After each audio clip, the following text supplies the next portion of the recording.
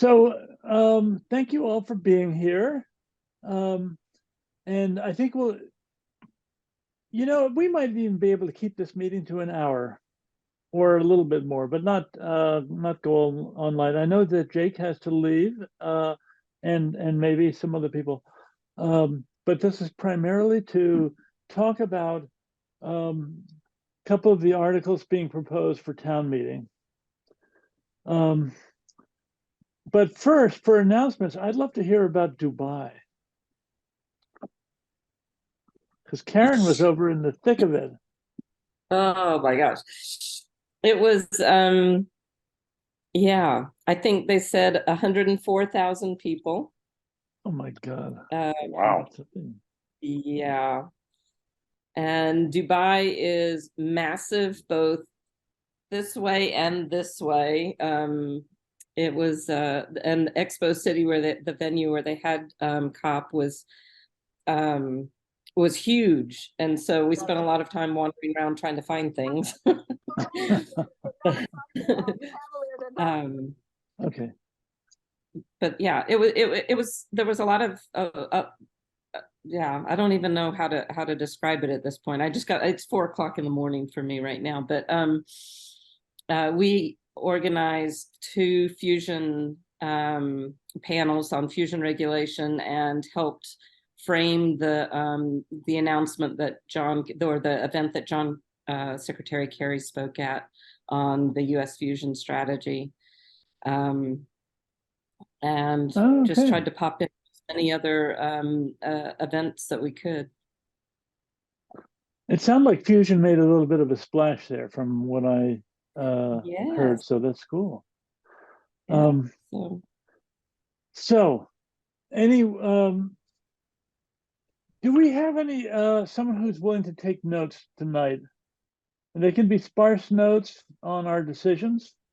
I'm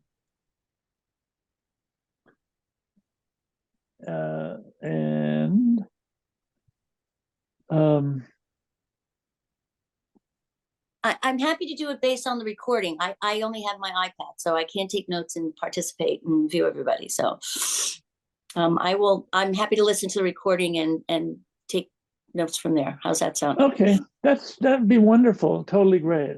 Thank you. I really appreciate it.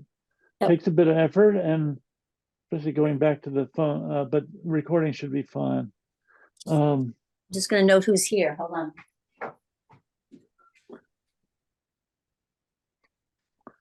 on. And welcome to Nick and Mark. We're going to be talking about the proposed town meeting articles, and the first. So the item 2 on the agenda is an article called "Concord's Updated Goals to Meet the Climate Challenge." And this was written by a small group, including myself, Janet, Alice Kaufman, and Mike McAteer, Scott Richardson, and at least one other person. Parker. Charlie. Who? Oh, Charlie Parker. Yes, Charlie Parker, who actually wrote the whole thing. So you might have had a chance to read it. I'm happy to display it on the screen. How about that? If I do that, that means I'd have to have the, I have to just get that forward. So I can display it on the screen by going here, that, this. So the article is here. Does everybody see it? Mm-hmm. This is titled "Concord's Updated Goals to Meet the Climate Challenge." It is it's very simple, and it doesn't have a lot of meat. To determine whether the town will declare a climate emergency in recognition that climate change threatens humanity and that we could do significantly more to mitigate the harms imposed by climate change. To update Concord's energy goals that were that we adopted in 2017 to reflect the commitment to the Commonwealth's greenhouse gas emission reduction goals. They updated those in 2022. So we will strive to reduce emissions by 50% by 2030, 75% by 2040, and 85% by 2050 from the baseline established in 2008. That was the first emissions. Excuse me? Okay. And then Concord will report on emissions on an annual basis and on its progress towards the climate action and resilience plans with specific initiatives on a quarterly basis. And we urge Concord to remain a leader in demonstrating our commitment to reducing greenhouse gas emissions in every sector of the economy, and by our actions inspire communities across the Commonwealth to do the same.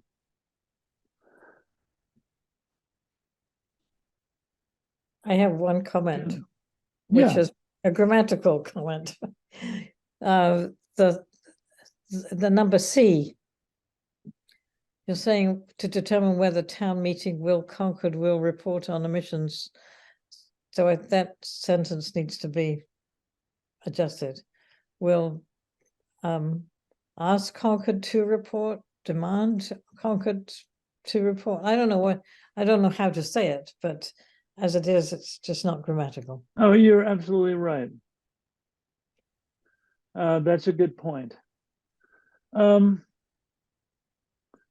Let's make a comment on that, which is to say, oh yeah, this is in Word. Take a note of that, if you would, Janet. So this, so there's the three bullets on this. One is just to, the first is just to say, remind ourselves that that given what's happening in the world, floods very near Concord, fires not that far away, temperatures breaking records, that this is still a major issue for us. That third one is really, it's almost a requirement on us. When we say Concord will report on emissions on an annual basis, that means the work that this committee plus the sustainability director are doing, we need a tool up to be able to just take a snapshot every year and report out how we're doing. So it's a little bit of a requirement on us. Can you take that C away and make it a new paragraph? Just leave as text as it is. Does that work? Let me see. I'm not going to change it right now. So this is C as a new paragraph. Mm-hmm. Now,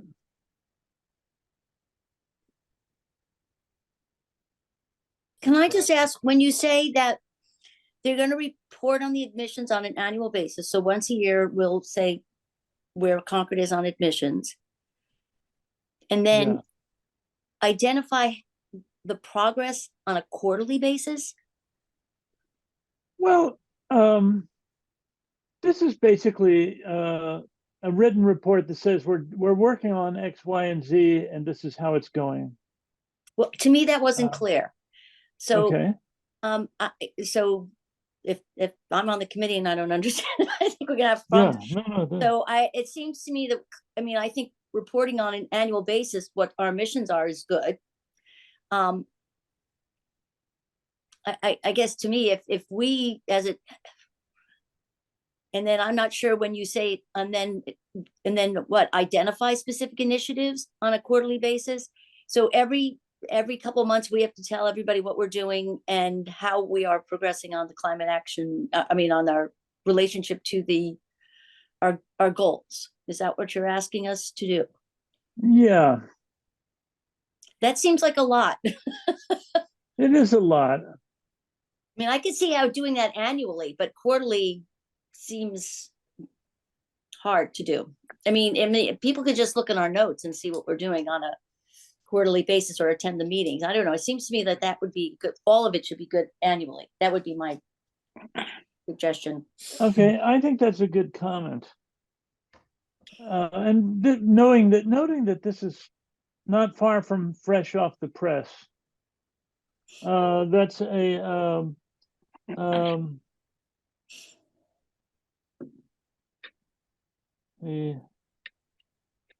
I would second. I don't think we officially need a second on that, but I was going to suggest the same thing. I think the frequency of reporting is going to become rote after a while. And I've been in those situations before where month after month you have to report. And it's like, well, we didn't really do anything last month because we were waiting for permitting or waiting for construction or waiting for whatever it might be. If you double the frequency, you'll likely have more substantial material to report on. And who's doing the reporting, Brad? Is it the Climate Action Committee or is it going to be the Sustainability Director? well, okay. Maybe it's a combination. And in fact, if you said it's an annual reporting, our committee will be reporting annually anyway. We're going to write an annual report.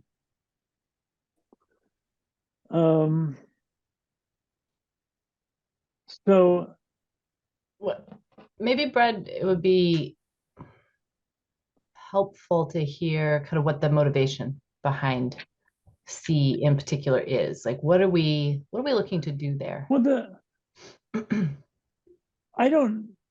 I'm having a hard time remembering on the second part. On the first part, I feel like the reporting on emissions on an annual basis is a good thing to do.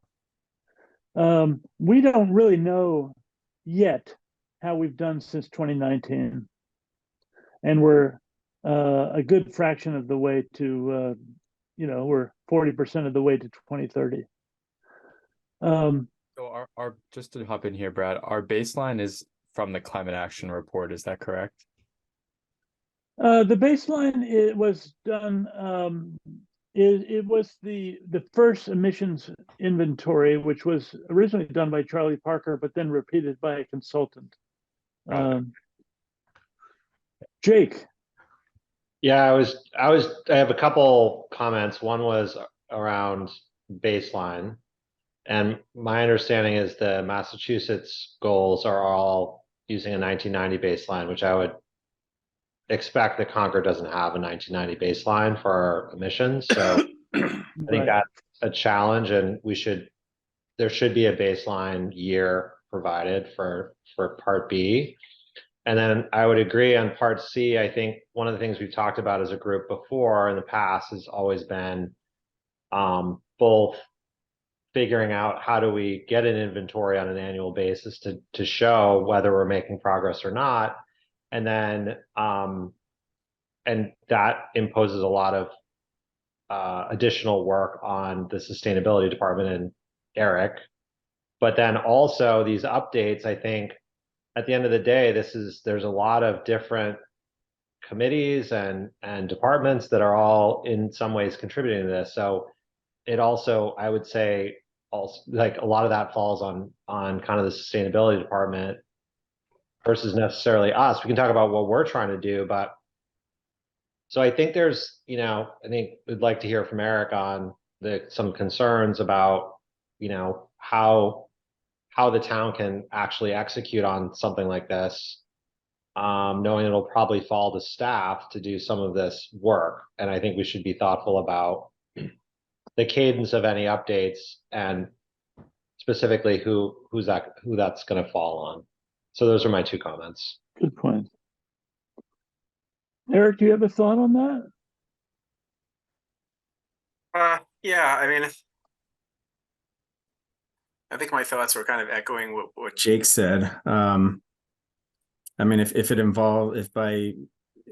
annually, if you're talking about, doing an annual greenhouse gas inventory for the entire town, yeah, I think that might be a little bit time and resource consuming.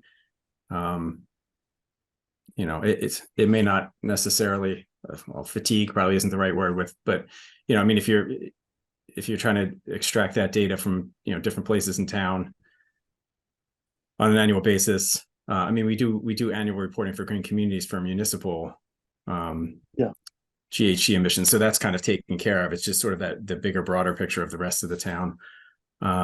Interestingly, I happened to sit in on a webinar not long ago where people were talking about just this topic, greenhouse gas inventories, and it was people from cities around the country. And a lot of them were actually arguing that doing annual greenhouse gas inventories is a little counterproductive for several reasons.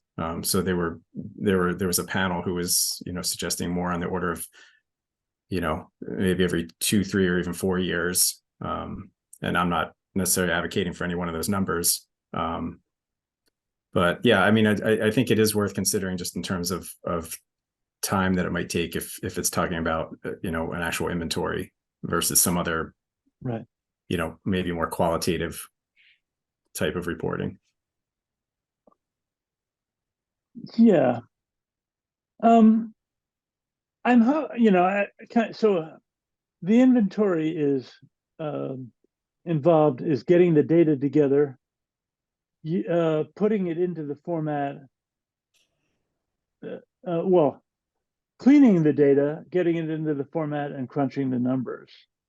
And I was expecting that would, like, the second year would actually be quite easy compared to the first year. Maybe we should talk about that when we meet on Friday. I would just jump in. I would expect, based on kind of the inventory process previously that we some of us on this group, participated in or witnessed with other sustainability directors. I think there are certain elements of it that are probably easier and faster to do on an annual basis, where we have obviously like CMLP data, or might be able to get some of the utility like national grid or other data across the town on a more easily. I think elements of it related to like transportation and other pieces would probably be more effort to compile. So maybe there's an opportunity to look at, like, could we get an indicator on the top emission sources, or maybe it's maybe there's a sweet spot where there is something that's workable, but I think it could be challenging. Okay. Gavin, do you have a Yeah, I was going to say, for the purposes of this article as well, if we don't have the sort of horsepower to do an inventory or report in-house, you probably need to authorize funding in this article, which opens up a whole nother can of worms. Right. I think the assumption in this article is that we can do it in-house. It's a matter of tooling up to do it. Mm-hmm. and being able to do it.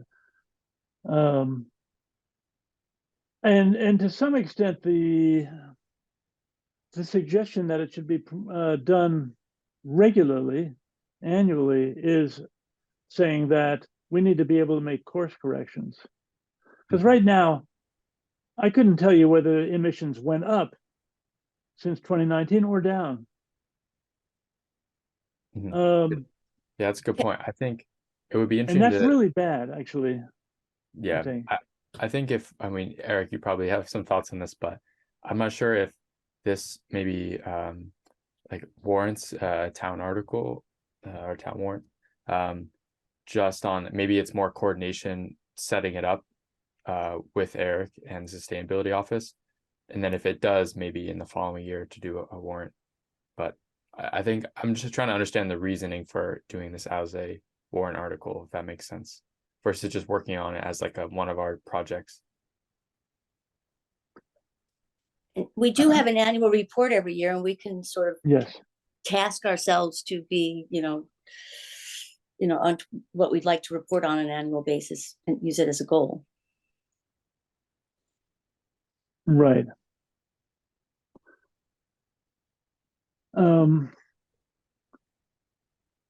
Hey, Brad. Yes. Yeah, I just want to say I agree that 4 years is a long time. My sense is for everything that's been brought up so far, that 1 year might be a little I won't say redundant, but with all the concerns that have been brought up, I think there's a lot of work that goes into annual reporting. Then you're going to have noise. You may have noise from year to year. You will be explaining away one high year, which may have been anomalous for some reason. So there's noise that can filter out also. Yeah, I just want to. Well, it's interesting. We're really speaking a lot for Eric, I think, because this is going to be his task. So I think ultimately that decision, the frequency decision, should have some heavy weight on what Eric is thinking. Right. So I guess if I can jump in, I had my hand up for a little bit, but Yeah. Okay. I go back to, I guess, what Gavin said. And I'm wondering what our motivation is to include this in the warrant article. So in my mind, if we put it in front of the town meeting, we are asking them to agree with that. So if we want them to weigh in on that, then it makes sense to include that. But what does that give us? What does that get us by having them weigh in on it? And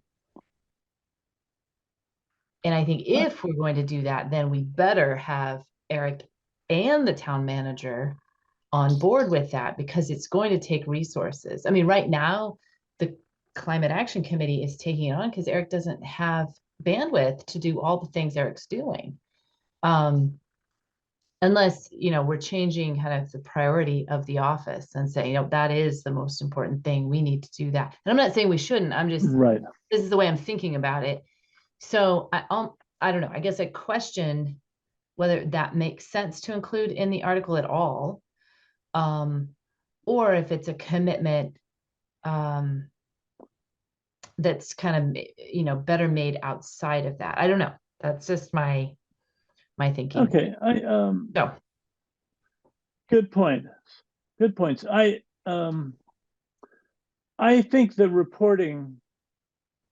I think this project of reporting shouldn't take more than, that is, gathering data, crunching it, using the tools available, shouldn't take more than 5% of Eric's time. But I'm not sure, because we have not done that yet. But I've seen,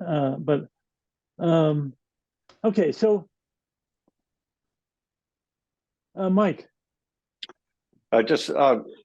I don't want to kick a dead horse. We could probably move on very shortly, but Yeah. what if I'm hearing a little bit between the lines, there might be an agenda here to use your terminology, tool up and find a more efficient approach to how we do report out that data, so that when we need to do it, the data is right there. We've got a template, we have an approach, and we know what to do. So if I'm reading between the lines correctly, maybe we want to shift that narrative to let's make it a priority or a prerogative for the group to find a way to do that, whatever that might be. So we've got National Grid, we've got CMLP, we've got transportation data, we've got a number of sources that we need to tap into. Is there a way that we can make that more efficient and come up with a template so it's there when we need to do it? Okay. Good. I agree. And the fact that we haven't gotten through it yet, the last inventory was done by a consultant working with Kate Hanley.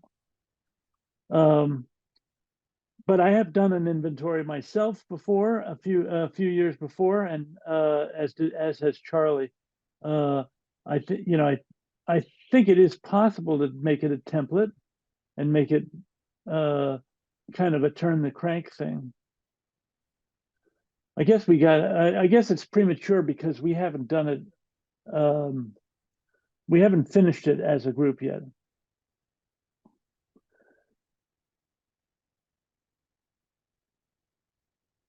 So we could decide, you know, what we have to decide tonight is, as a committee, the article, we could decide to support the article as a whole, or the article with, under the condition that we make some changes. I'm actually like that. What I think it was Courtney said, that what is C bias? If I got that right, it's almost better to under promise and over deliver than to commit ourselves to doing something that doesn't have much value, doesn't have the value. Mark, did you have a? Is that Mark? Yes, thank you. Yeah. So you almost answered one of my questions, Brad, which was sort of when the last inventory was done and what the numbers look like. I tried to look at a reference document there, the Article 51 goals, and what I see in there is it had a 2020 goal of 25%. Right. And a 2050 goal of 80%. So right. What I appreciate about this is that it tries to set some intermediate targets along that way, because that, you know, beyond just driving a straight, you know, drawing a straight line from 25 to 80 over 30 years, it's kind of hard to see where you are on that curve. So I think that there's something to be said for the spirit of this. I'd be a little bit more comfortable proposing it to town meeting if we had sort of taken the temperature and said, hey, you know, we're drifting, or, you know, where are we now? And I'm not so sure that the other change that's in here, of course, is setting the end bar higher, saying 85% by 2050 as opposed to 80%. Yeah. So real substantive change in here, and I haven't heard any discussion about pros and cons or even rationale for that. Right. Those are some of the questions that immediately come to mind about it. I'd kind of lean towards try and get the inventory done, figure out how much work it is, then have a good idea of what the frequency is that it's worthwhile to do that work, which could be closely related to the level of uncertainty, you know, sort of what's the margin of error around whatever number comes out of that.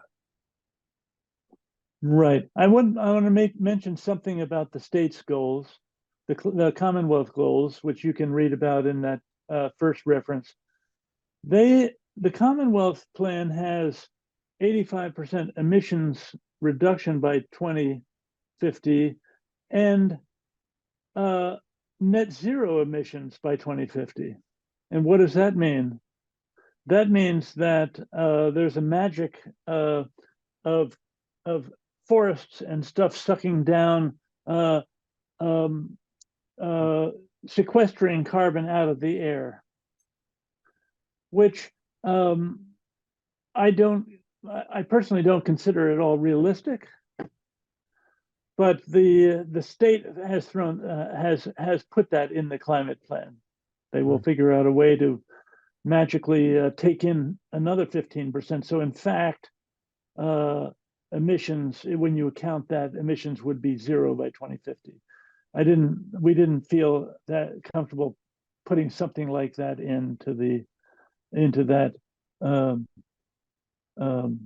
part B. Yeah. Jake raised his hand. Mike also has his hand up. Mike, did you want to say something further? Jake? Yeah, I would recommend that we, based on kind of the discussion we've had so far, that we don't bring this article in front of the town meeting. I would suggest that instead, as a committee, we commit to kind of further exploring the and working to complete an inventory in partnership with Eric and team, and also look at really understanding how we've been progressing or not progressing against the climate action plan. And I think that could give us an understanding of where there are opportunities to, improve that process. The idea is that we hear back from Eric and others on, and what other needs there might be to implement a better process. I think that's something that we can help support, and perhaps, in the next town meeting, there's a revised version of this that can be proposed. But I think not having that baseline, not knowing where we are relative to where we were in 2019, kind of undermines some of this too. So anyway, that's my suggestion. I think that's a good point. Jake, you said something that I caught that I guess I was surprised about, that the baseline for the state goals are 1990. Right. Sorry, the state, not Staples. Right. Yeah, no, And- I said state, but maybe I didn't say it clearly. So those, Concord, well, how would that impact then our goals if we're starting from a baseline that's nearly 3 decades later? now, We're not going to get a 1990 baseline. So no, we don't. The Energy Futures Task Force based on the emissions inventory that I did, decided that 2008 is probably pretty similar to 1990, and that they don't have the data to do a 1990 inventory. And so inventory, emissions might have gone up somewhat beyond 1990, but we were already doing some energy efficiency stuff by 2008. I don't know. So they chose 2008 as a baseline. the Energy Task Force, you say? Energy Future Task Force back in 2017, I guess, or 2016. Okay. So you're saying that there's relatively, we're assuming there's the footprint was relatively the same between the two. Between 1990 and 2808. Okay. I don't really know. It's hard to know. I don't know how the state does the 1990. Some fancy analysis. Yeah, it looks like the climate action plan, just according to your point, the climate action plan does a 2008 as the baseline, and then a 2016 as the most recent check-in. So. Right. Okay, so Jake suggested that we don't move this article, but we brought it to the meeting to decide whether we should move the article, or that he proposed that the Climate Action Committee doesn't move this article. What are some discussion on that point? Any thoughts? I have a question on letter A. There's no climate emergency technically in town currently. Is that correct? Well, there was a point when the select board signed a statement that the Sierra Club was promoting. This Okay. was about 4 years ago or something. Mhm. And I was trying to dig that up. I can't actually find the record of that. But the town, I would say the town meeting hasn't declared that. Got it. And so it's more of a, I guess it's like a language thing. It doesn't trigger anything necessarily. It doesn't.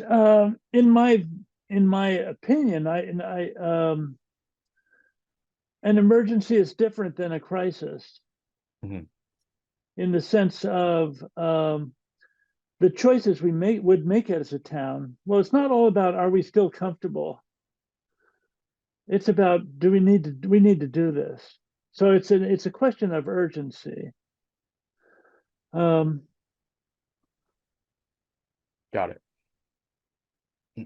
I mean, I think if I can offer my opinion here, I think to do letter A, even though it doesn't have any sort of like necessarily actions behind it, I think it is important to remind the town that what we're dealing with is very serious. It's an emergency. And on letter B, I think it's important to align our goals with the Commonwealth. So we're definitely not behind on what the state is doing overall. The only thing is we have to reconcile with the 1990 baseline in the 2008. And then for me, I'd leave off letter C. So that's my 2 cents.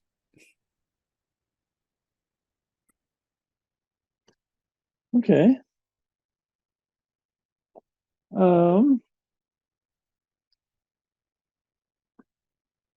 So where are we? We are at 20 of 8. Let's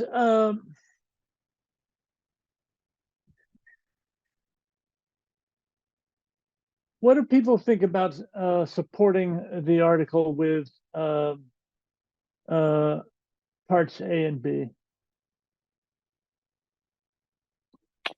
I'm Is I'm there- on board with it if we think B is achievable. Again, getting back to your under promise over deliver statement. I'm sorry, what's the current goal? How different is it from these proposed goals? So the current goal has a 45% emissions reduction by 2030 and no 2040 goal and 80% emissions reduction by 2050. So the difference between an 88% and an 85% emissions reduction by 2050 is pretty significant when you're at 2050. It's like a third, or 25% different. It doesn't sound like much now. In my mind, in terms of the choices we need to make in the next decade, in order to make that 2040 goal, it has implications on our housing stock, municipal and commercial. But Cheryl.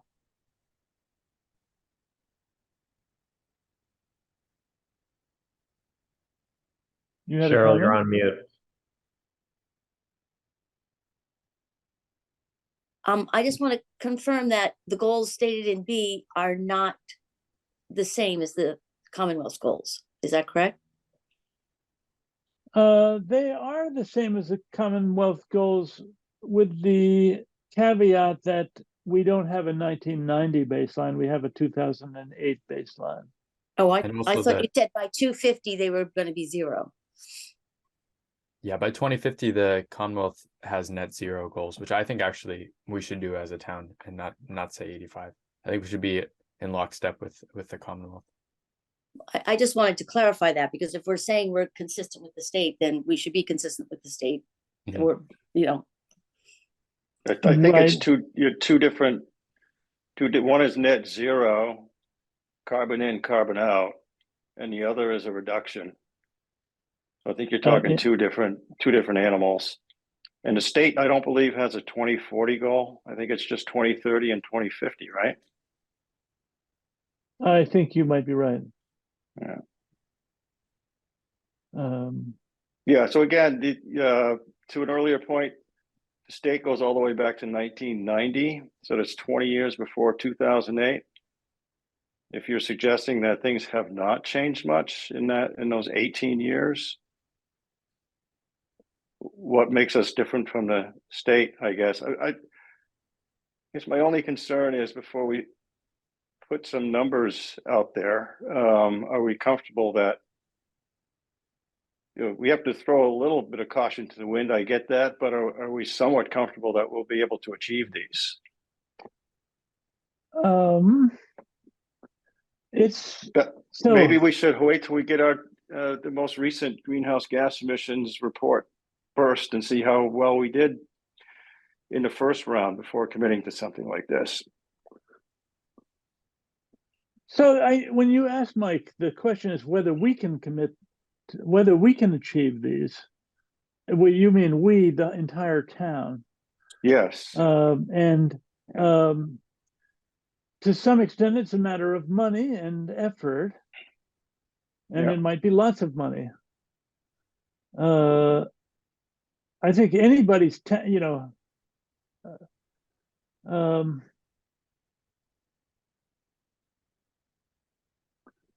I don't know, Janet.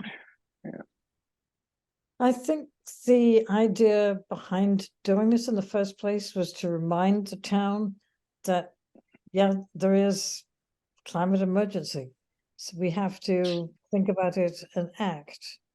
So I think that was the reason for putting it in the first place. As for, you know, how much you lower the emissions, I mean, you're saying we'll strive to, be nice Yeah. if we can achieve it, but when there's not, you know, Yeah. there's no punishment if you don't, put it that way. Right. Yeah, And- these are not binding. Yes, and Right. the strive is a nice caveat. Yes. And I in there. don't think Yeah.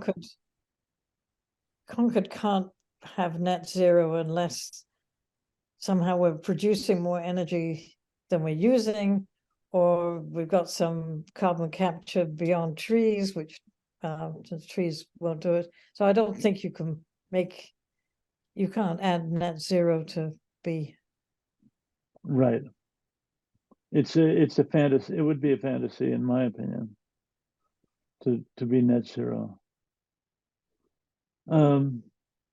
Courtney.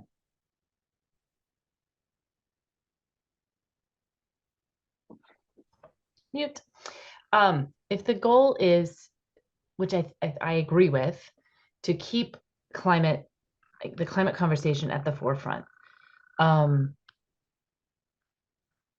think we're doing that with this, and I think that we're aligning with state goals, where ours were a little bit different. So if we make sure that those are aligned, and I like the language of strive, we're committing, but we're not overcommitting, maybe. I mean, it's a little, what do they call it? Virtue signaling, something like that. It's a little bit like that, because we're just saying, hey, remember, this is important to us. And do you agree? You know, we Yeah. haven't talked about this in a couple of years. Well, at least this aspect of it. I mean, we Yeah. often have climate related warrants on the article, but this specific, you know, kind of overarching, remember, we're still here, we're still working on this. And I would with 95% certainty commit that we can have the footprint information for 2022 ready by town meeting that we can report on. Right. Not before this warrant goes out January, whatever, but by May, I'm pretty sure we can get there, we can be there. So we'll have something to report. We're in alignment. We're just, you know, we're kind of realigning, right? And then that helps us, I think, if we get a positive vote, that we can come back, hopefully, next town meeting and say, you know what, we're going to need some more resources put towards this, or, Exactly. you know, each town meeting thereafter. And so, I don't know, I guess I'd be in favor of keeping it, taking out the reporting issue, because I think there's some Okay. uncertainty there, and keeping it with A and B, making sure that we're aligned with the state if that's what we are saying we're aligned with. That's I my suggestion. I mean, I think we are all on this committee because we feel like this is an emergency. And to keep the pressure on. In a way, the implication of this article is this is going to take resources. And the town is keeping on demanding this. So I like what Courtney said. Could we turn that into a proposal and as a committee, see how many people would support this if we dropped C, and whether the committee would, well, I guess we separately, whether the committee would sponsor this or just support it. Is that fair? It's, yeah, but I don't, that's a complicated thing to put in a motion. I think Okay. it's, So maybe it's two motions. Let's do the support motion. I propose that climate action support the declaration of a climate emergency and support this article. With the reporting requirement? Without the reporting requirement. So striking C. Just a quick question before I feel comfortable supporting or sponsoring. Is there a chance, Brad, that you can edit this live? Because I want to make sure that whatever text that we're voting on is the final text that we're submitting to the town. I mean, obviously it can be changed later with if it's accepted Right. by the select board in the process, but just so we can see what it's like. So I'm going to just format this font and make it okay, there's like this. Okay, cancel. Okay, cancel. I think it's just this. There was a problem grammatically with C, and we're not sure that it's germane. Mm-hmm. And is the strive part being incorporated in B? Yeah, it's in there. I think that was Janet's word, strive. Okay, yeah, I see that. My only question is with the so technically it's updating the 2017 Article 51, which doesn't say anything about striving. It seems like it's more of a like not maybe not legal, but it's technically saying like this is what the town will do.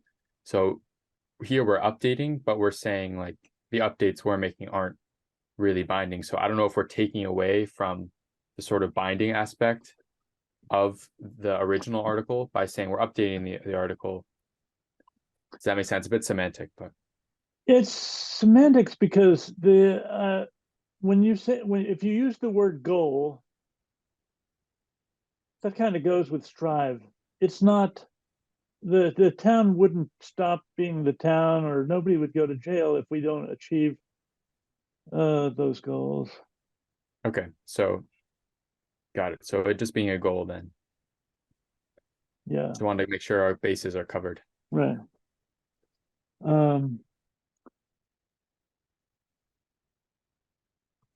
So if we had a second, I'd like to know whether Janet's proposal would be supported. Brad, I'll support that proposal. If we strike letter C altogether and leave the language as is with A and B, I'm good with that. Cheryl, was your hand in support, or is that a hand of question? You're muted. When I have to, I'm trying to be quiet in general. Okay. I guess again, I have a question. When we're saying we're updating Concord's energy goals to reflect our commitment to the Commonwealth's greenhouse emission reduction goals, but our goals are different. So to be consistent, and I just, because our goals are not exactly the same. So when we stand up there, we're not saying we want our goals to be the same as the Commonwealth's. I guess reflect maybe is sufficient to mean that. I just want to make sure that we're not saying our goals are we're not meeting the same goals as the Commonwealth, right? Does that make sense? No, so I could I say guess to better reflect. to better reflect, okay. It's just because it Did we- sounds like we're incorporating the same goals, but we're not. And I want to make sure that's clear, like we might get challenged. You could say something like to align with the Commonwealth's greenhouse gas emission reduction goals, or to better align To a better align with, the Commonwealth's greenhouse gas emission reduction goals. But okay, align with instead of better reflect. That's Reflect on. Align with. Okay. Let me put that in there. so Okay. better align with, you need to have the better because they're not perfect. Well, okay. I just wanted to bring up while we're sorry if I'm backtracking a little bit, but so if the state's goals are 2050 net zero, we're saying that we're not going to meet that exactly. And my question is, do you think, like, is that okay that we're not meeting that? I feel like as a town that's pretty, I guess, rural or suburban, where there's a lot of trees, there isn't heavy industry necessarily, and hopefully everything from car transportation to energy will be electrified and it'll be renewable. Yeah. I don't see how we can't meet the net zero if the state overall is saying net zero 2050. I'm not sure why as Concord we should say we're a step behind, considering that on a lot of things we try to be progressive and even in front of the state. If we if we tried to be perfect to the state's goals and we said 85% emissions reductions, we're going to get another 15% from carbon sequestration, we'd have to plant about 20,000 acres worth of trees, and we'd have to watch them for 20 years. But the town's only 16,000 acres, and most of it's already planted. So in a way, the state's goals applied to our little town are, in my view, are kind of would be ludicrous. That's why it doesn't say that. the other thing I'll just bring up is that I'm looking at a website now that says there is a 2050 emissions limit that achieves at least net zero statewide greenhouse gas emissions, provided that in no event shall the level of emissions in 2050 be higher than a level 85% below 1990. So they do have that 85% language in their text. Yeah.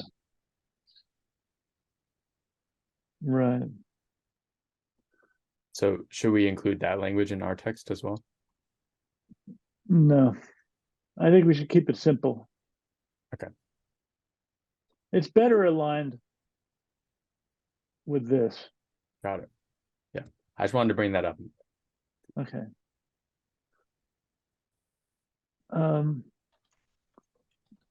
So let's get a committee vote on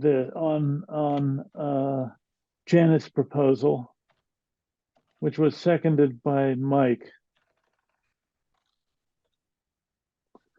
Let me get the gallery going so I can see everybody. Can we let's see, I can't do it. There must be a way. Okay, we're all here. Who is in favor of the committee supporting the article with C stricken and with a minor wording change in B? I'm just going to put that there.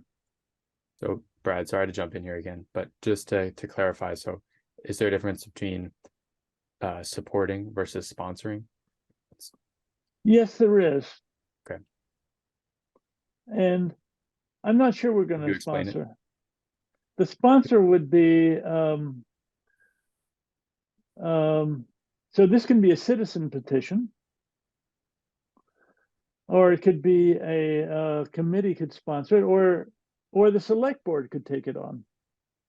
That's kind of the ideal thing, is the select board says, yeah, this sounds good. And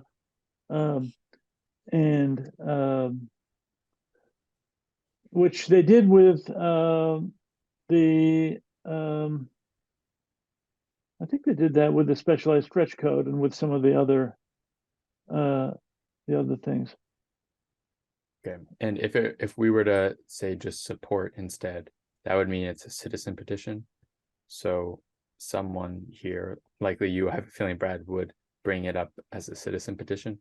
But what are the differences? Do you have to get like signatures or something for that, or does it not matter if it's citizen versus committee? Good question. I think we might have to get some signatures, maybe 15 signatures or something. Citizens petitions require, I believe it's 10, but everybody gets extras just in case somebody's not registered or something. Got it. But if you sponsor as a committee, you don't need signatures. It sort of gets fast tracked. Yeah, gets submitted by the committee. We're actually being unusually unclear this year. My understanding of the traditional process is, what if a committee submits it, you know, according to the deadlines that are published in the town meeting calendar, then they're pretty routinely placed on the warrant and expected to be moved by whatever committee that actually submitted them. This notion of having a select board sponsor or transferring it over to the select board, I would suggest is kind of tricky, because we're meeting on Monday, but this isn't on our agenda. And Okay. next meeting that we will have regularly scheduled is January 2nd, with the warrant closing on the 3rd. So if for some reason there wasn't support, you'd have zero time to do something about it. So I would suggest that the best, you know, under control ways of doing it are either agree that the committee itself is willing to take it forward, or maybe vote to support it if it were brought forward by a citizen who collected signatures. But Okay. And it's due for submission by Friday, is that correct? December 15th? Draft articles by the 15th, and you know, the warrant officially closes on January 3rd. Got it. Okay, so Okay. by Friday. Cool. So who would be in favor of, first, the Climate Action Committee supporting this article? Could we have hands raised? Let's do it. Okay. That would be Janet, myself, Karen, Cheryl, Courtney, everybody. Okay. Everybody's in favor of supporting the article. That would be a vote. Who would be in favor of the Climate Committee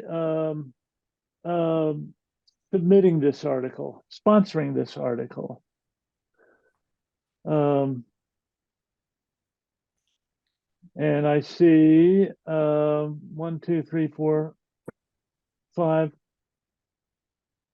Okay. If I can just jump in, I think Yeah. overall I could support that, I guess. I think this is a great way to signal that, you know, this is still an important issue, and that we want to align the goals with what the state is doing. And I think it's a great opportunity to sort of tell the story of like what we've done, where we are. Ideally, we would have the inventory done, and to kind of present that at town meeting. So I think it's a great opportunity. I guess my only question, or what I'm trying to understand is, if this committee actually presents this, do we get to tell that story more effectively versus some other group? I don't know, but that's my only kind of question, that I don't feel like I could vote on that right now. But I think you have. I think that's a good point. Good point. I do think we'll be able to tell the story, and so if we took that to be a vote, that would be 7 in favor of sponsoring it. if I counted the 1, 2, 3, 4, 5, 6 in favor of sponsoring it, 7 in favor of supporting it. And that makes the voting, yeah. Okay. Any further discussion? Are people comfortable with that? With the vote we just took? I think, do we have to do a more formal vote or no? Well, we did a vote where everybody raised their hands. Most everybody raised their hands, with one exception on the committee. So that was 7 in favor of supporting, 6 were in favor of sponsoring it. And I don't know whether Jake was abstaining or voting against. Yeah, I we was might need a abstaining. we might need a roll call, Brad. I'm not sure. Okay, Well, let's do a roll I- call. Well, and we also need a second, I'm sorry, hold on 1 second. We need a second motion because the first motion was for support. We need a motion to sponsor. I agree. Okay, I can do it. Motion for the Climate Action Committee to sponsor this warrant article with the edits as shown on screen. okay. Second, Good. So let's do a roll call. Cheryl, I seconded, so in favor. okay. Janet, Aye. Karen? And that's an aye. And Courtney, Aye. Gavin, Aye. Jake, Aye. and Brad, aye. So that would be, that would be a unanimous support. Okay, good. Let's move on.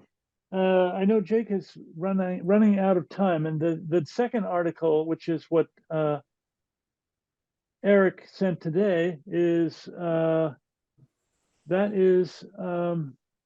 let me bring that up. That's right here. Did everybody have a chance so this is about the fossil fuel free demonstration bylaw. Eric, do you want to speak to the article, what it accomplishes? Sure. Yeah, I won't necessarily assume everybody had a chance to look at it, but I'll try to very briefly provide some context. So there was an original bylaw passed in 2021 for our participation in the program. There was an amended version passed in January of this year at our special town meeting, which included a few amendments to reflect some of the draft regulations that DOER came up with. So we made a few edits. Our application for the program went in late summer of this year and has been under review since then, as including all the other 8 towns that currently have applications in right now. So they're all being reviewed. About at least a month ago, I reached out to DOER, knowing that we would be coming up on town meeting, to ask if if there were any red flags they had come across with our bylaw in the application review process. Was there any way to find that out so that we could, potentially address them in this cycle of town meeting? They acknowledged my email, but I didn't hear from them until last week. Had a phone call with them, and they indicated that they are intending to send a letter to the town with a strong recommendation that the town include major renovations in the bylaw, which is something that we did not have in our bylaw. It only applied to new construction. The model bylaw that DOER developed includes major renovations, and to my knowledge, we were the only town that did not include major renovations. So they have said, they can't force us to do this, but they're strongly recommending it. They've indicated that it's, our application wouldn't be declined if we don't do it. but they would like to see that happen for continuity, for the program across all the pilot towns. I'm not sure historically what the argument was for not including major renovations, up to this point. In conversations with, Mina Macarius, our town council, who's been involved in this process since the beginning, he seemed to think that, a number of towns, when they first developed their bylaws a few years ago, in anticipation of this, were being somewhat conservative and cautious, with the hope that doing that they would maybe pass more easily. But if there was a specific argument other than that, I'm not aware of it. So basically, this draft article is primarily to make the amendment to include major renovations in this program for our town. So, which is the language that Brad's highlighting right there.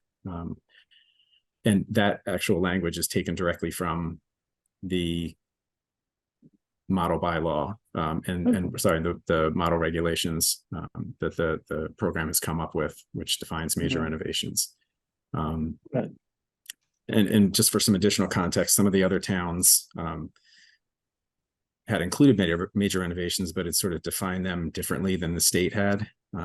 So for example, Lexington had included major renovations, but they used different language to define what those were. And the state has also come back to them and said they would like to see them change their definition of major renovations to more closely align with the state.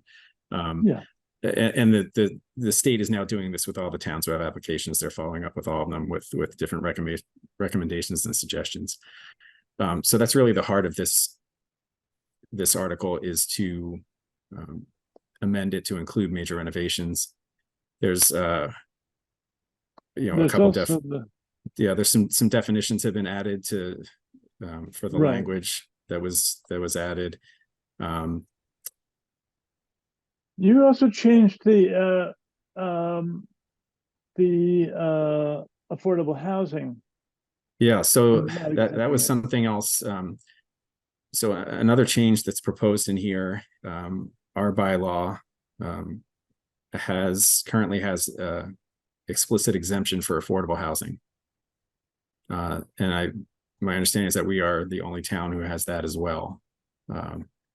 And the argument at the time for that was that we didn't necessarily want to potentially make affordable housing cost more if it was being built green and sustainably, and there was a price premium for that. We didn't want to, make yet another speed bump or hurdle for affordable housing. I would argue that argument doesn't hold as much water as it did even 2-3 years ago. There's a lot of studies and case studies that suggest that multifamily housing can be built sustainably and efficiently and very greenly for a very small price premium. And that doesn't even necessarily include rebates and incentives. So I think from a cost perspective, I don't think that argument necessarily holds as much water as it used to. I also think it would be good for us to include that there's been everybody's aware that there's been some 40B projects proposed in town. Fortunately, the one that seems to be in the lead right now is one that wouldn't be using fossil fuels anyway. But the second one that we've seen come in has none of the same guarantees at this point. And if we have an explicit exemption for affordable housing in this, then if there are projects like that, larger projects, then we may not really necessarily have any leverage to require that they not use fossil fuels. So that's that's something else to consider. So that wasn't the affordable housing exemption was not something that DOER mentioned as part of the application process. They didn't raise any concerns about that. I was just kind of putting it in there and assuming that that's something that we could discuss as to whether people feel like that's something that should be included. It's because right now, if we're going to be making amendments to the bylaw, then here's an opportunity to potentially consider that as an amendment as well. Right, and you left a waiver. You put in this section on waivers. Maybe you just mentioned it, I didn't notice, which if it was a cost prohibitive thing, the building department could give a waiver. Yeah, so this waiver, all this waiver language that you're looking at right now would be new. This is borrowed from some of the other towns, Lexington and Acton, I think both have this language in theirs, which just largely just better defines the waiver process of requesting a waiver to this. But within that specifically, 5.4 right there in the middle of the page would be addressing affordable housing entities. So if somebody was coming in and building affordable housing and we said you can't use fossil fuels, there's a specific mention there that they could Right. request a waiver for that if it was cost prohibitive or technology prohibitive. So Right. they would have a path to appeal that or request a waiver. So that's really the bulk of it. Some of this language, like I said, just there for definitions. But those are really the two, I think, key elements. One is including major renovations, which is something the state is strongly suggesting we do and would like to see. And then the other is the affordable, removing the exemption for affordable housing, which just presents an opportunity at the moment. Right. General questions?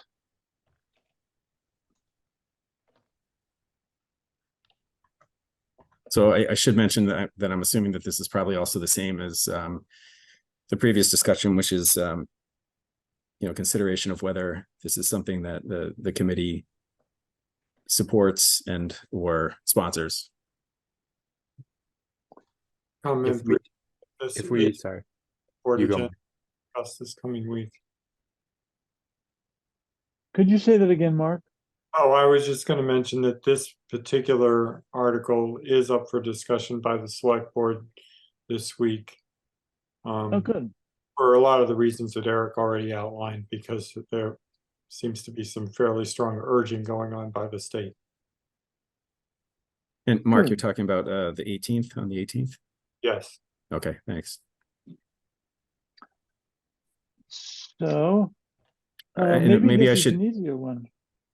maybe I should just mention, so I did have a brief conversation with Keith Bergman with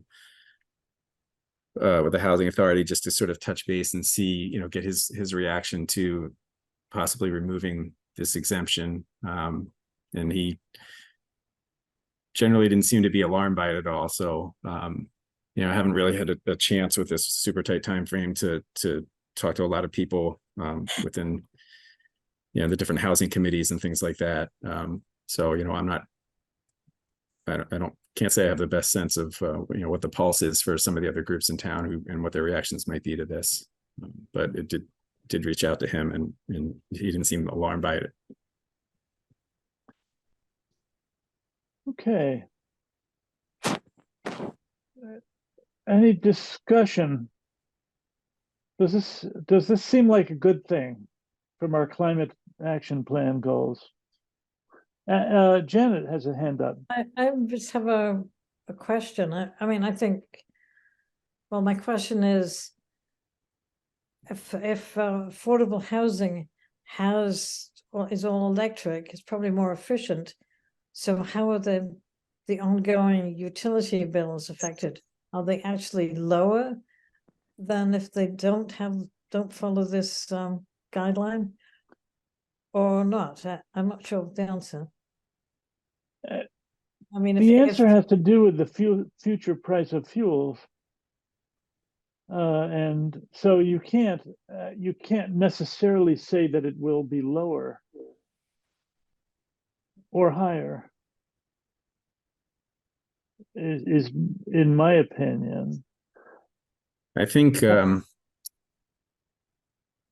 I think regardless of fuel type, I mean, I think if you're requiring that they build to the highest efficiency standards, then there's the potential for people to be saving on utility bills if it's a much more efficient insulated building, regardless of the fuel type. But I guess that's sort of a little bit beyond the context of the fossil fuel free argument. But right, but it might get support from the housing people. Right. Now, I mean, one thing you can say is that our electric company does a very good job and strives to make electricity inexpensive. So things that are built correctly, electric, they shouldn't be, you know, the price should be reasonable. That's Mike. Yeah, hi. So I think Eric alluded to the fact that the DOER is trying to be consistent with the state, with Mass Save.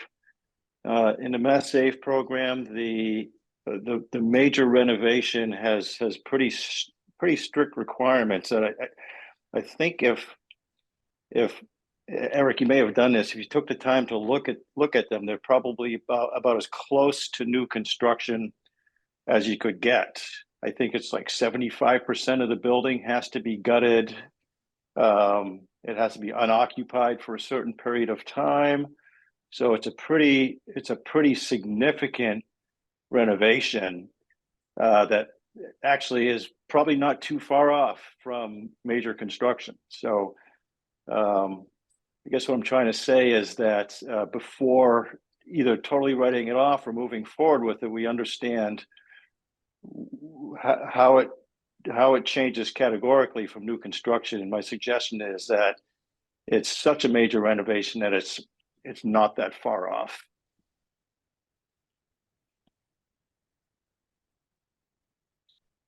Yeah. Yeah, I mean, I think it may be a little hard to read on people's screens. I mean, you can sort of see from the text there how the major renovations are defined. I mean, it seems to be sort of over 1,000 square feet is really what triggers things in most cases. Right. You know, based on the conditioned floor area. You know, for low-rise residential, you know, it's 1,000 square feet. And know, and additions over 20,000 square feet. Those are some serious additions. Yeah, for much larger buildings. Yeah. Okay. Yeah. So this isn't just for. I mean, this isn't really going to be impacting small, you know, small projects. And if you add 1,000, let's suppose you add 2,000 square foot to your house. It says that the part you're adding must be fossil free. You can't extend the fossil system into that new part of your house. I don't think it says that you have to take the fossil system out of your old house, out of the rest of your house. No, it doesn't. Right. Yeah. Yeah, I mean, you know, just for the sake of time, I think, yeah, I mean, I don't know that we're going down that path, but I didn't want to necessarily get into the weeds too much with, you know, defining a major renovation, because essentially the state's asking us to adopt what they have. So I don't know that we're not really in a position to negotiate on that. I don't think. I think it's just, you know, we either do or we don't. So. Right. We just understand it. Yeah. Gavin, did you have a comment? Yeah, I was just gonna say, you know, I think on my side, I think as long as this is aligned with other towns and with DOER standards, and then I think that we should support this as a committee, and the select board can decide how to get on the warrant and if they're going to sponsor it, as Mark talked about. And yet the only thing I would flag is with the affordable housing. I think we just need to make sure that we're keeping equity in mind, because, you know, we don't want to disincentivize affordable housing being built because it's going to be more expensive and fossil fuel free. But I think, like what I believe Janet was saying about the energy bills might be lower. So I think that's something a little bit in the weeds compared to what we need to focus on. And I think from my mind, I think we should sponsor it. Sorry, not sponsor, we should support it. Cheryl, you are muted again. It doesn't say I'm muted. Can you hear me? Yes. Yeah, we can hear you. All right. I move that we support the this warrant article as written. Can I have a Or second? draft amendment, I should say that this warrant article drafting with the draft amendment for article, whatever, 2024 BTM. I'll Second. second. Okay, we have a second. Should we do a roll call vote? Okay, so Cheryl supported it. Janet seconded it. Courtney, Yes, approve, aye. I don't remember what we're supposed to say. Gavin, One of those. Aye. Mike, Aye. Karen, I, and I'm going to support it as well. I think Jake left. So we have 6. 1, 2, 3, 1, 2, 3, 4, 5, 6, 7. Why am I not able to count? We have 7 in favor. Do we want to vote to support the article, to sponsor the article? Is there a potential need that we should sponsor the article?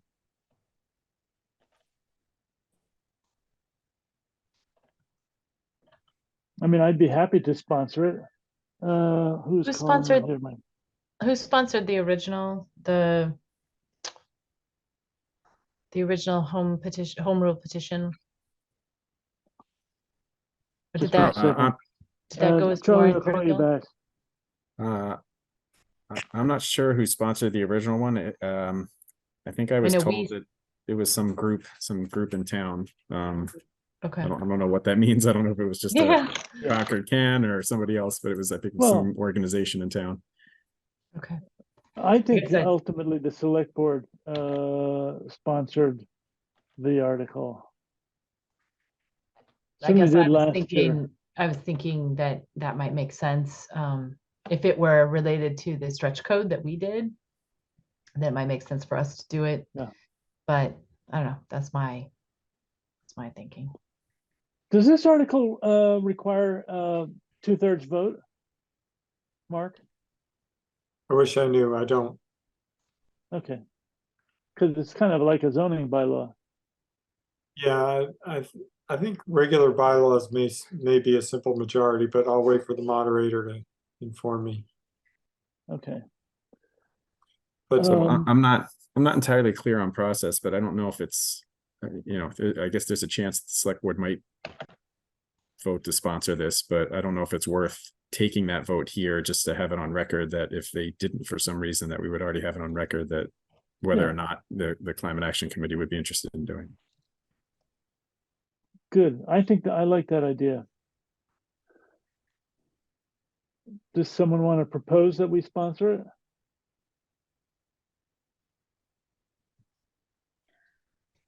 I move that we sponsor this DOR, whatever, the draft amendments to Article 2024.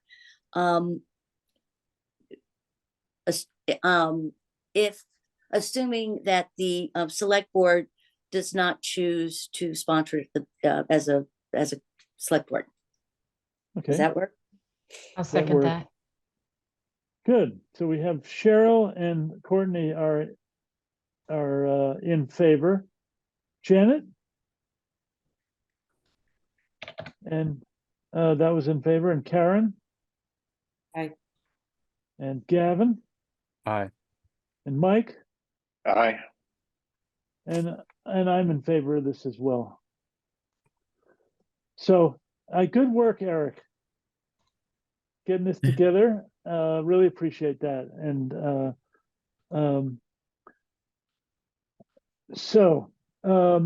and it's just Brad. done.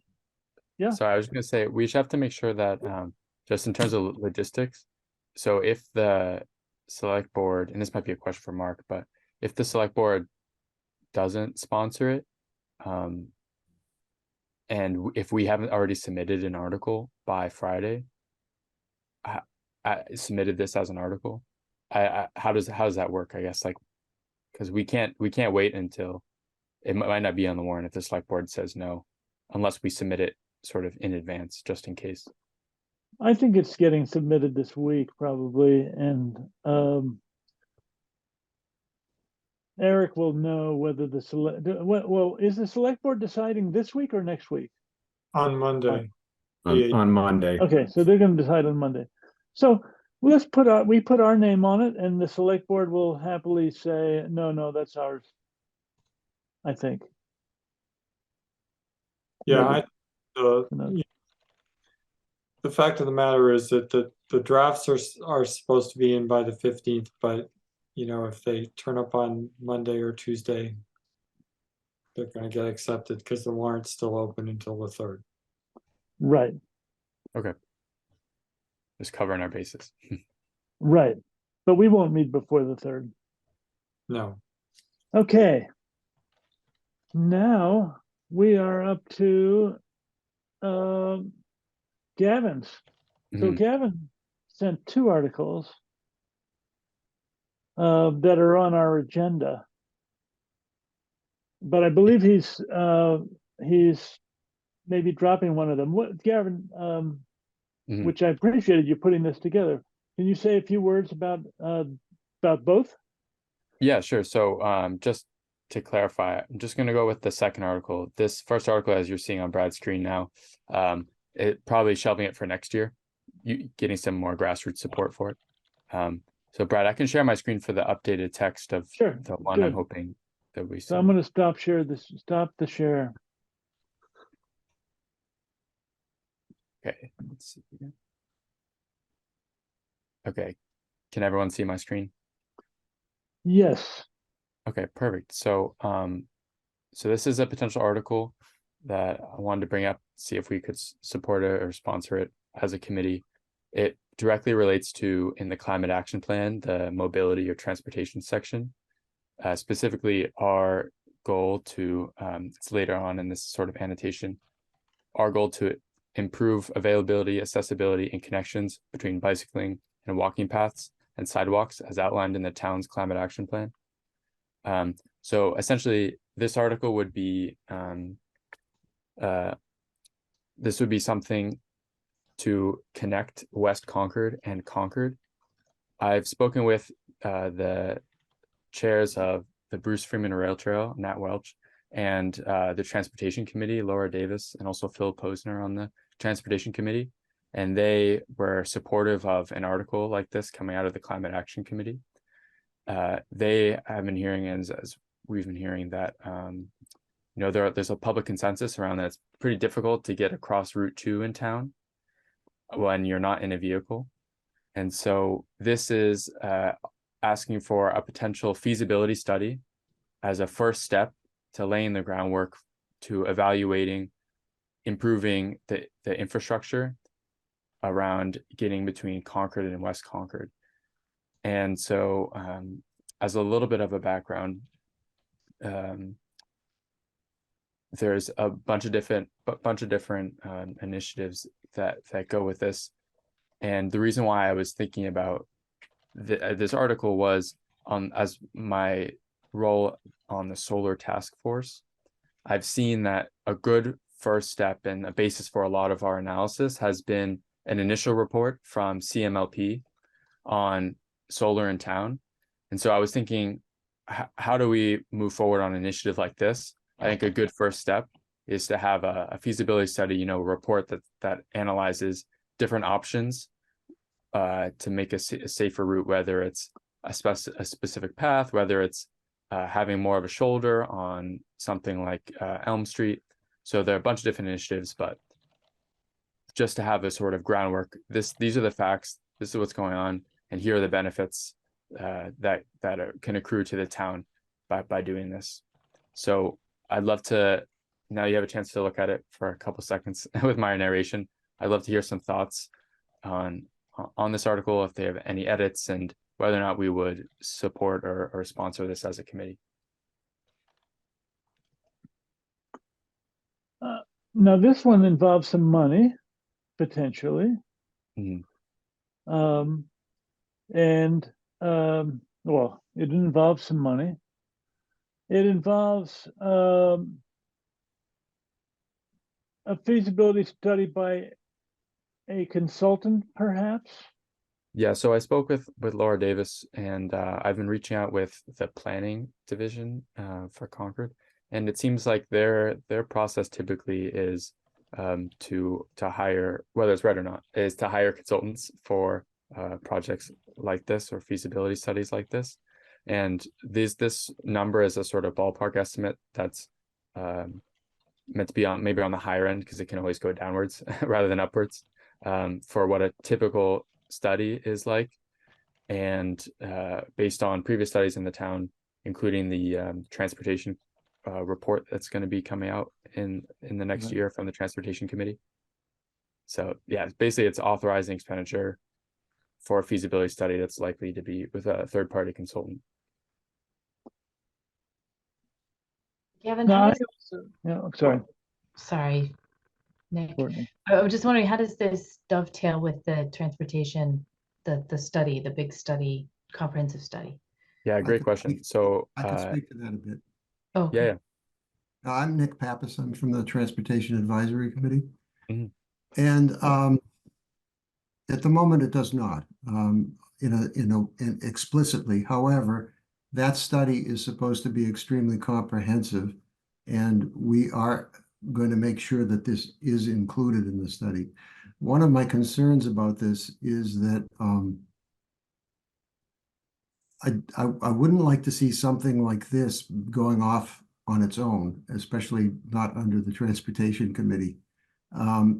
Because we're working very hard to try to get the town to budget money for transportation studies, for implementation, for safety improvements.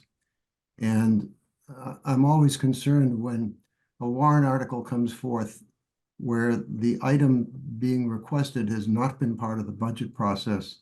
And it's asking the town to take $150,000 from money that's been budgeted for something else, which would probably be some other transportation project. So I'd like to see, I appreciate that there's been conversations with Laura and Phil about this, but I'd like to see more conversations before we can really, so we can figure out how this all fits together. We've been working very hard with Public Works to support them in developing budget proposals for transportation initiatives. And this year they've come out with some, very significant proposals, and we're drafting letter of recommendation to the select board regarding that. So I just feel that integration of all of these things is very, very important. And I just think we need to make sure these are tightly integrated. Yeah, it's a good point, Nick. It seems like this will be a part of the transportation report, as it was a part of the Envision Concord 2030 report. Yes, the need is here. I was part of the long range plan committee that worked on Envision Concord 2030. And this feedback came from the residents very strongly, 5-6 years ago. And it continues every time we talk to the residents about safety. The connection between West Concord and Concord Center is, right in front. Yeah. So. Right. Yeah, I guess my idea was that while it will likely be covered, or definitely be covered in the transportation report, having this as sort of a separate item that's a real focus to make sure that the wheels get turning, I think is important. But I'm definitely conscious of the fact that even if it does, it might double some. It might be a little bit redundant in terms of like, let's say, a part of the report from the transportation committee. But I feel like this is valuable in its own as a standalone to make sure that that the town looks at this. So I thank you, Nick, for coming, and I really like what you said. I've been thinking about this crosstown connector for years. I really want to do it. I would love to have a really nice, but my feeling is on transportation. The Transportation Advisory Committee was set up to help with integrated planning of this sort. So I would not want to sponsor something if I would want to support an article like this if the transportation committee said, we've been working, did all our surveys, we have our top 10 things, this is in there, we want to do it. But to go and say, oh no, the climate committee really wants this piece of the transportation puzzle solved, is a little bit like stepping on a bunch of toes. That's my general feeling. I think there's plenty of time to make sure that this is part of the study that's being done, and that we know where its place is in the budget that's being proposed by Public Works. Okay, so that it's an integrated part of the entire transportation planning process. Again, the need is there. There's no disputing the need. No, none at all. Cheryl. Yeah, so Eric, would you be part of the process with the planning, the transportation overall assessment? Are you engaged in that? Yeah, I was part of the committee that worked to select the vendor, the consultant for the transportation study. So I've been somewhat involved, not necessarily in the nitty-gritty. I haven't been necessarily engaged with the Transportation Advisory Committee on that. I've been participating in, the public meetings and those types of things. So I'm sort of aware and engaged, but not necessarily in the weeds.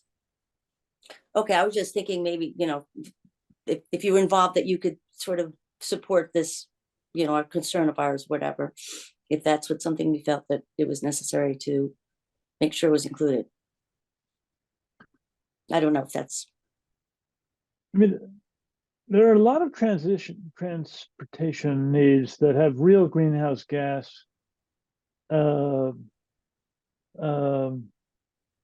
implications. And in a way, this is nice that this is part of the climate action plan, but this isn't like, if we had a way to propose how all those commuters into Boston take the train instead of drive their cars, that would be a much bigger bang for the buck. I wouldn't know how to do that. Well, Brad, I would just hop in and say, I think part of my idea behind this was, if you connect Concord Center to West Concord, people that live anywhere along that would be easier for them to, maybe bike in or walk to the train station and feel safe to take the train or something like that. And especially, I included here the safe routes to school potential. So if you were able to build a safe route from Concord Center to West Concord, kids, high school kids, middle school kids could bike between the town and link up with the Bruce Freeman Rail Trail. So there's a lot to go over to CMS.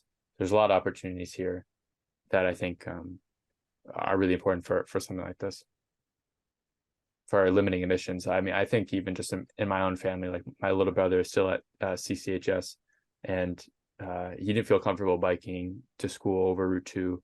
And so we end up getting like a secondhand car for him to go to all his activities and everything in town. I think he's a perfect example of like a young, active kid who would want to, but getting it around in town on a bike really isn't that safe. Or he doesn't feel comfortable. So I think this is one way of tackling Yeah.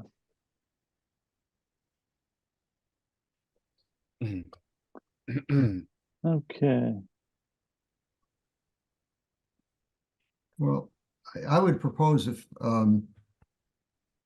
that we can ask, I would take back to the Transportation Committee that we make sure that this is very explicitly covered in the study, but in addition that we work with Public Works and their budgeting proposals to find out exactly how this fits into the budget, as it's being proposed, because there is a place for it. The Yeah. bigger issue is that there are literally dozens of road safety improvements that have been requested by the residents.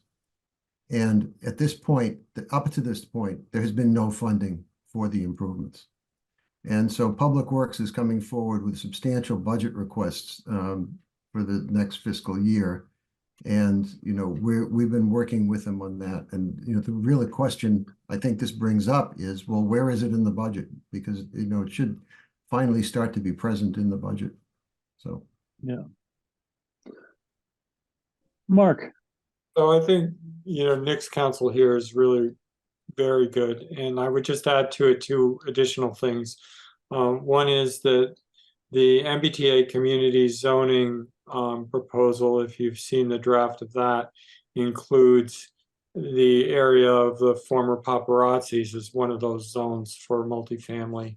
And of course, the family shelter that's operating from the Best Western, it has also highlighted the need for improved, safer, pedestrian-oriented crossings from, particularly in that part of Route 2. And so I think these things are really very naturally getting attention. I think it's great to lend the voice in there.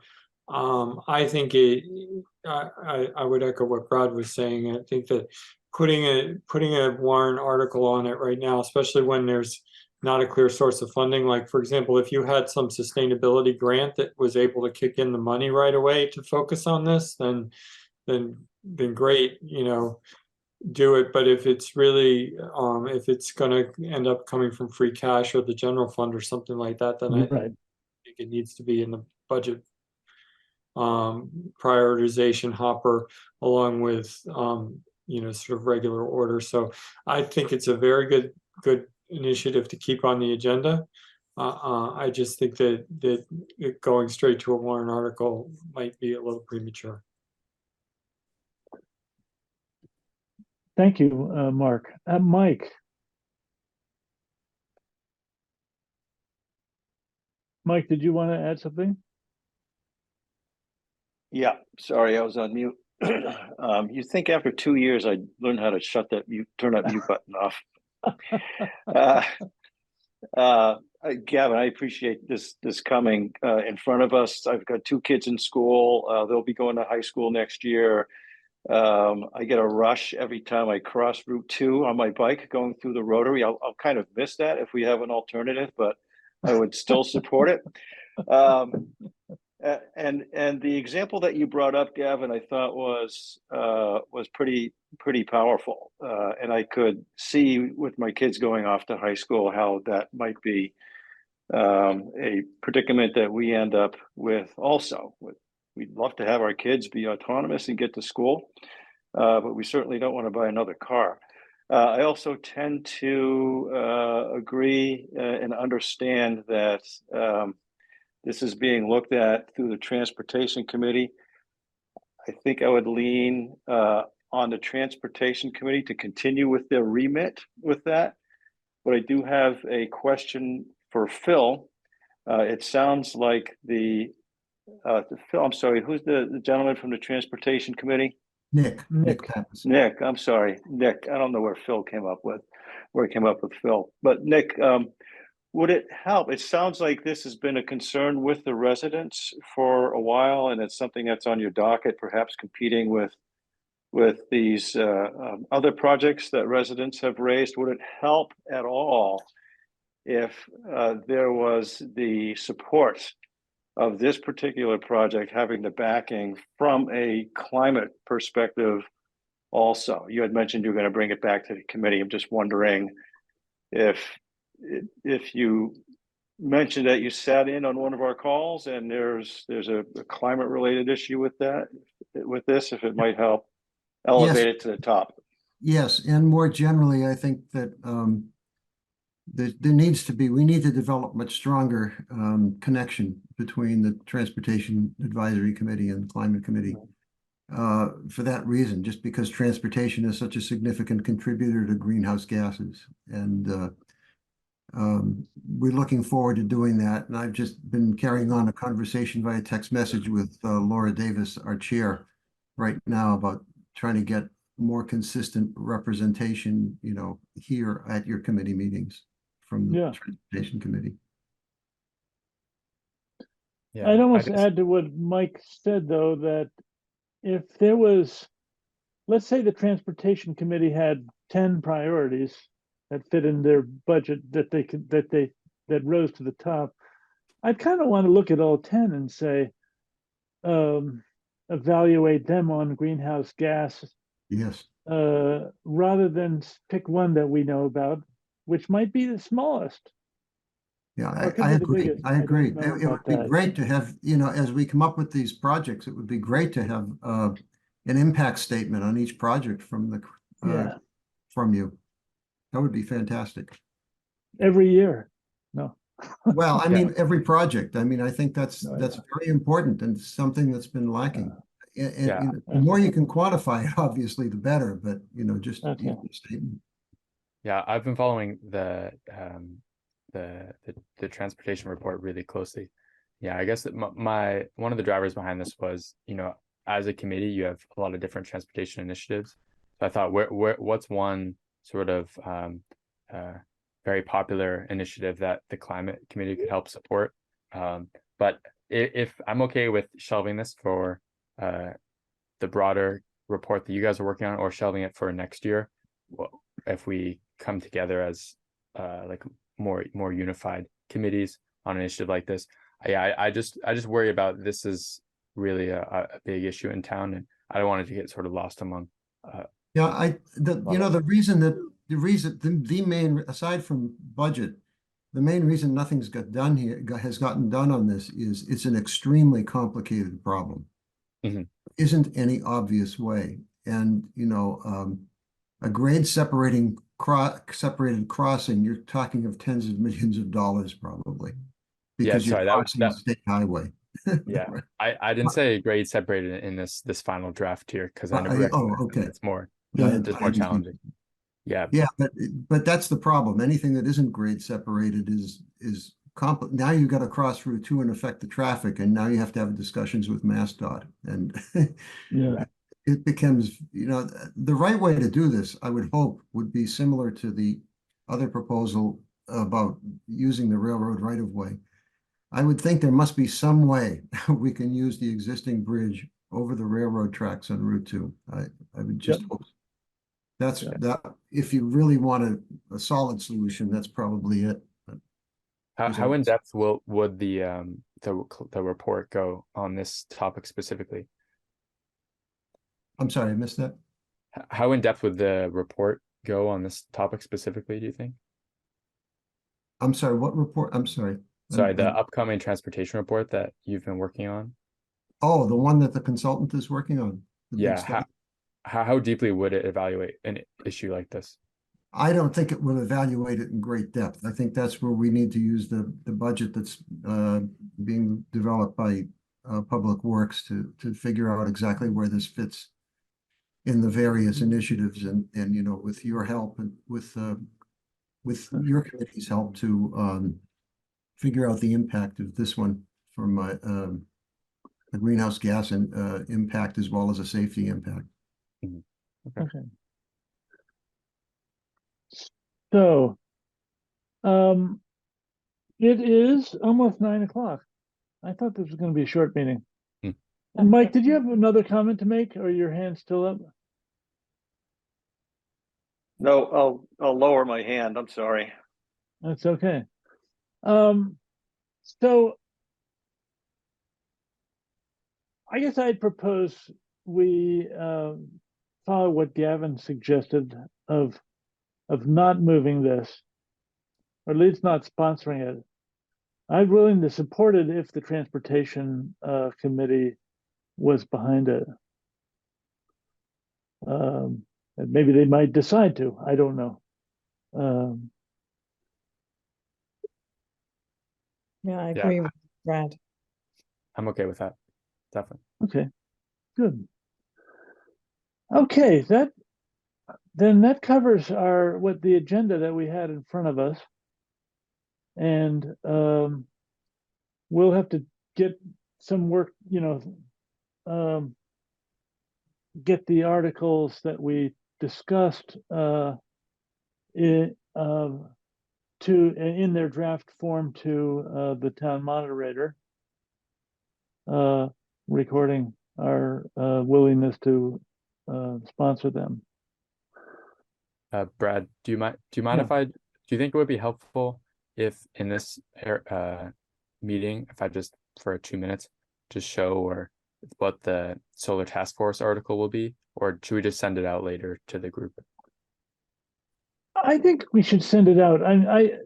Dean Banfield asked me about it, and I said, Dean, I'm confident that the Climate Action Committee would vote to support that, but we're not going to be we wouldn't be the sponsor. Mm-hmm. Do you think we because should the task vote to force, support that? Should we vote to support it in this meeting? I haven't read it in enough depth, but I don't think it's important. I think it will be assumed. Okay. And that we'll have plenty of time to do that in the weeks ahead. Yeah, I agree. Because we can support at any time before the town meeting. Right. But it is, I think it's, Mhm. it's a big project to Yeah. do. Okay, that sounds good. And then just cognizant of time, I just want to speak briefly about I think Mark, or was it Nick, had mentioned the MBTA Communities Zoning Act. I think as a committee, we should be watching that one closely, because it's a huge initiative in the town that would create denser housing around transportation, and that would be lowering emissions. And I think we should look at that. It seems like in some of the mock-ups currently, like for example, that was mentioned, some of the multifamily housing is in areas that there's already multifamily housing, or are over on the other side of Route 2. So I think we should look closely at, where the areas are identified and weigh in as a committee. I think so too. I went to the meeting where they discussed it yesterday, and I was very disappointed with what they are proposing. I agree. Yeah. It was, in my view, the very minimal way to comply without any goal of actually accomplishing much. But that's just my personal view. I don't. I agree. It sounded counterproductive. Yeah, it seemed a bit counterproductive to what some of the public consensus was. But well, I think okay, and I don't think we should editorialize more. Yeah, we'll just keep it in mind. The planning board can easily get themselves in hot water by proposing things that go into people's neighborhoods. So I think they carefully avoided going into anybody's neighborhoods. That was my editorial comment. Okay, all in favor of adjourning? Anybody? Aye. Okay, thank you for coming, Nick. Thank you. Appreciate it. Thanks, Mark and Eric. We'll see you all soon, and I hope you have a nice holiday season, every one of you. Happy holidays. Take You care. too. Bye-bye. Thank you. Bye. Bye.